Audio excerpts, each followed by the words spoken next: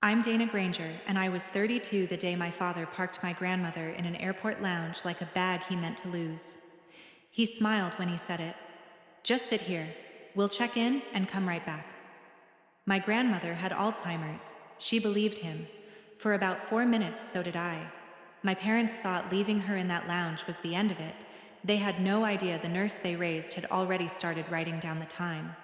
What I did next is the reason a judge later looked my father in the eye and used the word unfit. This is the story of a one-way ticket nobody thought I'd read. Welcome back to Calm Drama Stories.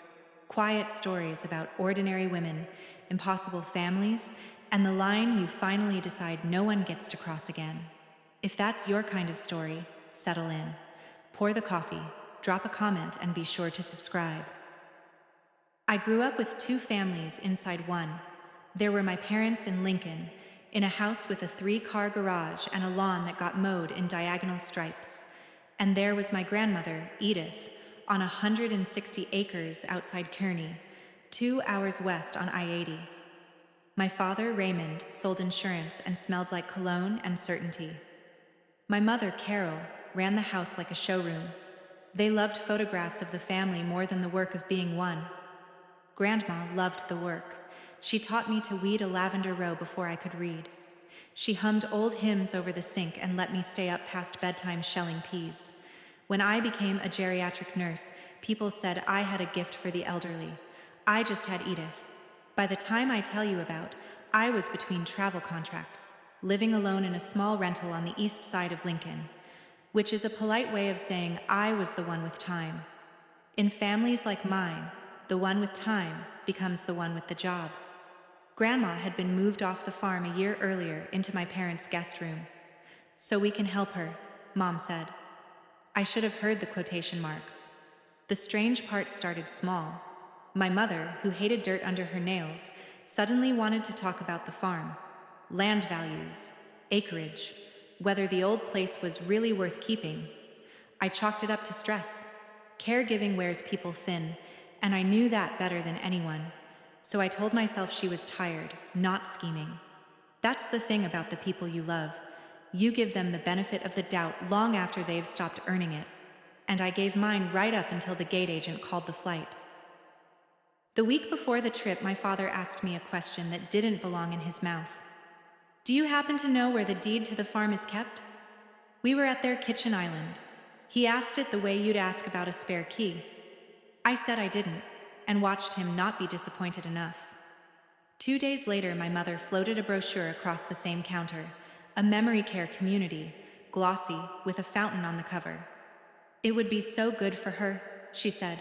Professionals, around the clock. I'm a nurse. I know good memory care exists, and I know it costs money the brochure never prints. So I did what I'd tell any family to do. I asked to see the paperwork. I asked which facility, what the admission date was, whether they'd toured it. I said I wanted a care meeting, all of us at one table, before anything moved. My mother smiled and changed the subject to the trip. That was the new plan, apparently. A family reconciliation trip to Arizona, the 4 of us plus Grandma, to look at a condo they were thinking of buying. It sounded almost sweet. It sounded like the kind of thing functional families do. I had a bad feeling. The low kind that sits under your ribs. But I had no proof, and no good reason to refuse a trip framed as healing. So I said yes, and I told myself I'd ask my questions again at the gate. Here's the part I want you to hear, because I've replayed it 1,000 times. I saw the warning. I asked the questions. I just didn't know they'd already bought the ticket that made my questions too late. Eppley Airfield in Omaha is an hour up the interstate from Lincoln, and we made it in good time on a Tuesday morning.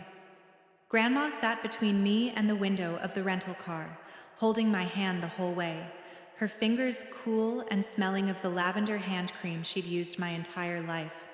At the airport, she got nervous the way she did in crowds, so I kept her close while my parents handled the bags.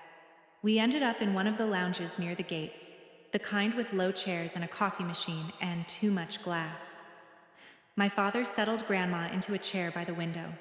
He crouched in front of her, took both her hands, and used his warmest voice, the one he saved for clients. Just sit here, he said. We'll check in and come right back. She nodded like a child being good. I almost let it go, but the bad feeling under my ribs stood up and spoke. So I told my parents I'd be right back and stepped 20 feet away to make a call.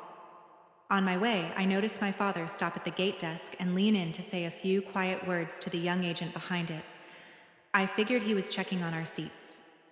I phoned the memory care community on the brochure, the one in Arizona, to confirm the arrangements I'd never been shown. A pleasant woman put me on a brief hold. Then she came back and said the words that rearranged my life. Ma'am, I'm sorry. We have no admission under that name. We have no record of any Granger at all. I turned around mid-sentence. The chairs where my parents had been sitting were empty. Their carry-ons were gone. My grandmother sat alone by the window, exactly where she'd been told to, her purse in her lap and a folded boarding pass in her hand, waiting for two people who had already walked through security and out of her life. Just sit here. We'll come right back. They never intended to come back at all. I want to tell you, I screamed. I didn't. Something in me went very quiet and very fast at the same time, the way it does in a code, when there's no room left for feeling and only room for doing. I crossed the lounge, but the chair by the window was empty now too. For one terrible second I thought they'd taken her after all, or that she'd wandered. Then I heard it, under the gate announcements and the rolling luggage, humming, low and tuneless and absolutely hers. My grandmother hummed when she was frightened, the same old hymn her whole life, the one my late grandfather used to sing to her in the garden. I followed the sound around a bank of chairs and found her standing near the window, showing a folded photograph to a young woman in airline uniform. And this is my Walter, Grandma was telling her, pointing at a man 6 years dead. He sings to me. The gate agent looked up at me with the kind, helpless face people get around dementia. I told her I was family, that I was a nurse, that I had her. And then my grandmother turned, and for a moment the fog lifted the way it sometimes did, sudden and bright and cruelly brief. She looked at me, really looked, and her whole face softened. There you are, she said. I knew you'd come back. I have caught newborns and pressed on stopped hearts and signed the bottoms of death certificates with steady hands. My hands were not steady then. I knelt down in front of her, took the boarding pass out of her fingers, and folded it once more into a small hard square I put in my own pocket. A one-way ticket to a city she had no reason to fly to, bought for a woman who would be found alone and become someone else's problem. They thought she wouldn't understand what had happened to her. The trouble was, I understood it perfectly. There's a version of this story where I fall apart in that lounge, and I'd understand it. But I had a confused, dehydrated 82-year-old in front of me, and panic doesn't help a patient. So I worked. I got her sitting again, got water into her in small sips, checked her color, checked her pulse at the wrist out of habit. She was tired and rattled, but physically all right. Then I did the thing that nursing beats into you over 1,000 bad nights. I started writing down the time. I opened the notes on my phone and logged it. The hour we'd arrived, the time my father said, "We'll come right back," the time the facility told me there was no admission, the time I found her alone. I photographed the empty chairs. I photographed the boarding pass, front and back, before it went in my pocket. I called my father. It rang twice and went to voicemail, which means he saw my name and pressed the side button. I called my mother. A text came back within a minute, and I've kept it. Don't make this dramatic. We've earned a rest. She's in good hands with you. Earned a rest. Good hands. As if abandoning a woman with Alzheimer's in an airport were a spa day they'd budgeted for. I sat with my grandmother's head against my shoulder while she hummed herself calm, and I felt something settle in me that has never fully left. Not rage. Rage is loud and useless. This was quieter and far more dangerous to them. It was the cold, clear focus of someone who knows exactly how systems work and has just decided to use every one of them. They'd left a paper trail without meaning to, and I am very, very good with paper. The first practical problem was where to take her. I couldn't bring her back to my parents' house in Lincoln. They weren't there. They'd boarded their own flight to Phoenix to go look at the retirement condo, the one this whole family trip had really been about. I learned that later, but I suspected it in the parking garage. So I drove us the hour back down to Lincoln, to my little rental, and got her settled on my couch with a blanket and the TV turned low.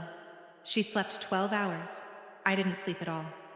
By morning, I knew that my apartment wouldn't hold. It was small, it had stairs, and worst of all, it was strange to her. And strangeness is the enemy in dementia. There was only one place on earth my grandmother's brain still trusted: the farm. I wasn't naive about how it might look. I'm a nurse, and I knew that moving a woman who couldn't consent carried its own risks, and that my father would find a way to call it kidnapping. But you do not hand a vulnerable patient back to the people who abandoned her 12 hours earlier, not when her safety is the whole question. And I decided I'd get a lawyer on the phone before I did one more thing I couldn't defend. So once she'd eaten, I packed a bag, buckled her in, and pointed the car west. 2 hours on I-80 with the flat gold fields rolling by, Kearney exit coming up like an old promise. The farmhouse key was where it had always been, under the loose brick by the propane tank, and it still turned the lock. Inside, the air smelled like dust and dried lavender and the particular mustiness of a house missing its person.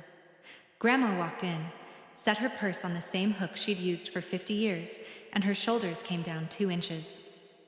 "I'll start the coffee," she said, clear as a bell, and went to a kitchen she suddenly remembered. I stood in the doorway and watched her hands find the percolator without her eyes. The disease takes so much, but the body holds the places we loved the longest. I didn't know yet what I'd have to fight to keep her here. I just knew I wasn't taking her anywhere else. The farm told on them before the family did.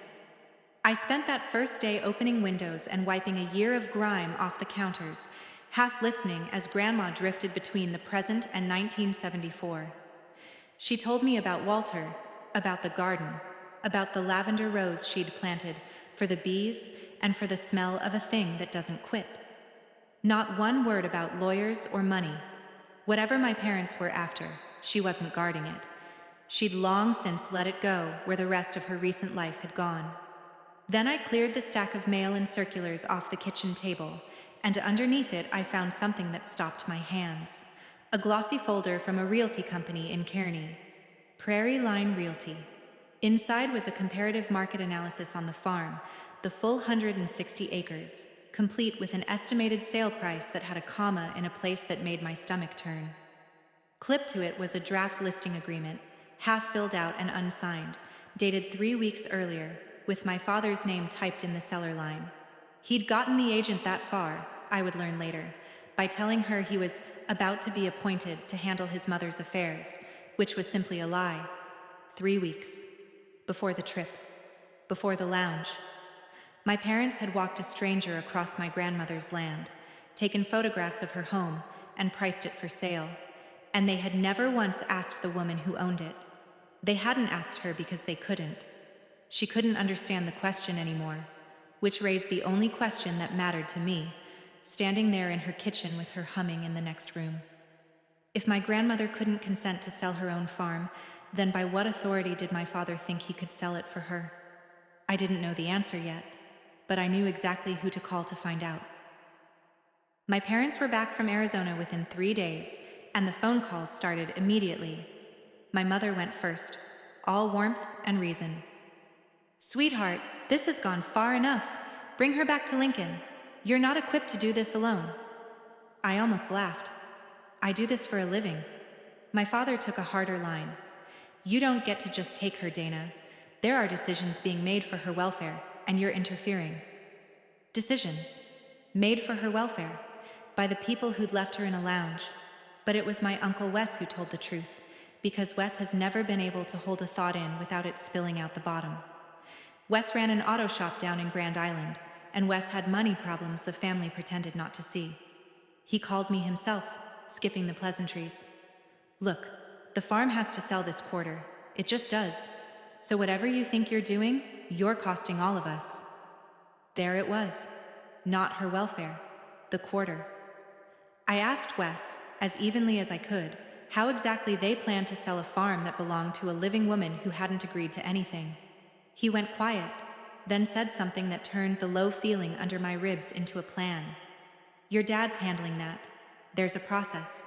We just need her looked at by a doctor. Declared. You know. Then it's clean. Declared. They wanted her declared incompetent, not to protect her, but to take the wheel of her estate and drive it straight to a closing table. My mother let the same word slip on the next call, dressed up nicer. A competency evaluation. It's just paperwork, Dana. It is never just paperwork. And I was about to make sure they learned that the expensive way. I didn't argue with them anymore after that. Arguing is what they wanted, because an argument is just noise, and noise goes nowhere. Instead, I called a lawyer, not a flashy one. An elder law attorney in Kearney named Gene Halloran, a man in his late 60s who'd been practicing in Buffalo County since before I was born, and who answered his own phone. I told him everything in order, the way I'd been trained to give report at a shift change, the trip, the lounge, the phone call to the facility that didn't exist, the boarding pass, the listing agreement dated 3 weeks before the flight, the competency evaluation they wanted. He let me finish without interrupting, which is its own kind of mercy. Then he said something that told me I'd called the right man. You did 3 things right in the first hour that most families never think to do. You wrote down the times, you took photographs, and you kept her with you instead of handing her back. He paused. And no, taking her somewhere safe wasn't kidnapping, no matter what your father says.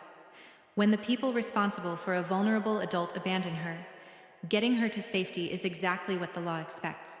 We'll paper it properly, and we'll do it fast. Then, quieter. Tell me you kept the boarding pass. I told him it was in my wallet that very minute. I want to pause here, because some of you watching know exactly how this feels. You're the one who shows up. You're the one everyone calls when it's hard and somehow never when it's easy. You've been told you're good at this, which is how families turn a person into a service. If that's you, stay with me, because this is the part where she stops being the only one who shows up and starts being the one who's ready. Subscribe so the next quiet woman carrying her whole family can find this story when she needs it. Now, back to Mr. Halloran and what he told me about the law. Before I tell you the law, I have to tell you what it cost, because nothing about this was clean or easy. My parents got to the family first. They were always better at the story than at the truth. By the end of that week, half the relatives believed I had taken Grandma in some fit of drama, that I'd cut her off from her loving son and daughter-in-law, that I was unstable, overworked, maybe a little unwell. My father is very good at looking concerned. My mother cries on cue. Against 2 people who look that good in church clothes, a tired nurse who works nights doesn't stand a chance in the rumor mill. My phone filled with messages from aunts and cousins, some confused, some cold. One great-aunt called to tell me in a voice dripping with worry that my mother was just sick about the money you're spending of Edith's. That one landed, I'll admit, because here's my particular weakness, the one I've had to learn the hard way. I am the woman who does everything alone. I don't ask for help. I don't build a team. I carry it, and tell myself that needing no one is the same as being strong. So when the family closed ranks against me, my first instinct wasn't to call allies. I didn't have any. I'd spent my whole life being the one others leaned on, and I'd never once practiced leaning back. I sat in my grandmother's kitchen that night feeling more outnumbered than I'd ever felt in my life, with one confused old woman asleep down the hall and a folder full of paper that I wasn't yet sure was enough. And then I remembered the one thing they kept saying. They kept saying she wouldn't know. And I started to understand that they had no idea what she knew.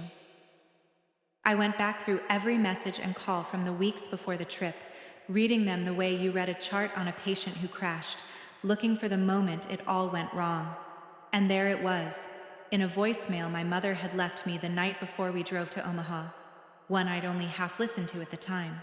She'd been talking fast, the way she does when she's convinced herself of something. Honestly, Dana, the doctors say she's barely there. She won't even know we're gone. She won't even know we're gone. I sat with that for a long time. There was a text thread, too, that I shouldn't have been able to see but could, because my father had once added me to a family group and never removed me. He'd written it to Wes weeks earlier, casual as anything.